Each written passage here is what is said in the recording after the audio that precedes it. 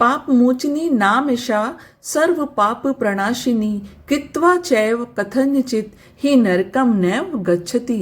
अर्थात पाप मोचनी एकादशी नाम से प्रसिद्ध यह व्रत सभी पापों को नष्ट करने वाला है।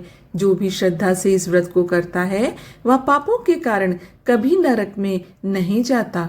नमस्कार दोस्तों, भजन भक्ति चैनल में आपका स्वागत है।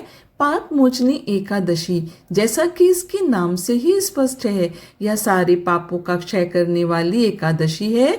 शास्त्रों में कहा गया है कि इस दिन व्रत और उपवास रखने से मनुष्य अपने पूर्व जन्मों के भी पापों से मुक्त हो जाता है। यह दिन आत्मशुद्धि और ईश्वरीय कृपा प्राप्त करने के साथ साथ मोक्ष प्राप्ति के लिए अत्यंत शुभ माना गया है।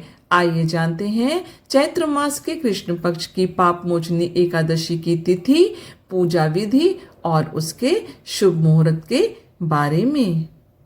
इस बार एकादशी तिथि प्रारंभ होगी 25 मार्च दिन मंगलवार को सुबह 5:06 से और एकादशी तिथि की समाप्ति होगी 26 मार्च बुधवार को सुबह 3:45 पर।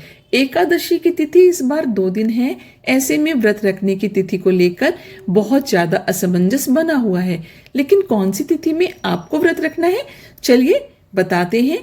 इस बार पापमोचनी एकादशी का व्रत 25 मार्च मंगलवार को और 26 मार्च बुधवार को दोनों ही दिन रखा जाएगा। सामान्य जन 25 मार्च मंगलवार को एकादशी का व्रत रखेंगे और वैष्णव जन 26 मार्च बुधवार को एकादशी का व्रत रखेंगे।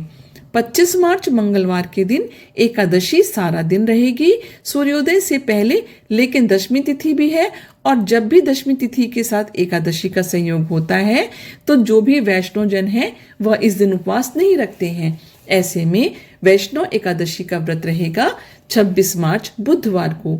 आप चाहें तो दोनों ही तिथियों में व्रत रख सकते हैं। दोनों ही तिथियां सही है, मन में आप बिल्कुल भी संशय ना रखें।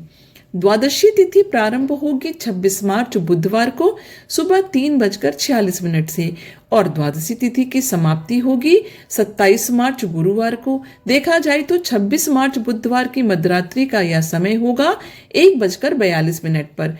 मध्य रात के समय में ही द्वादशी तिथि समाप्त होगी और यह महाद्वादशी होगी, क्योंकि सुबह सूर्योदय से पहले से लेकर रात तक द्वादशी तिथि रहेगी। और ऐसे में बहुत से भक्त एकादशी के साथ साथ द्वादशी को भी व्रत रखते हैं, क्योंकि ऐसा संयोग बहुत ही कम देखने को मिलता है। और इस बार एकादशी का व्रत बहुत ही शुभ योग यानी कि सर्वार्थ सिद्धि योग में रखा जाएगा। ऐसा संयोग बहुत ही कम हो कि एकादशी भी हो और सर्वार्थ सिद्ध योग भी बन रहा हो। तो ऐसे में शिव योग का संयोग इस बार 25 मार्च को दोपहर 2:53 तक रहेगा और बाद में सिद्ध योग प्रारंभ हो जाएगा।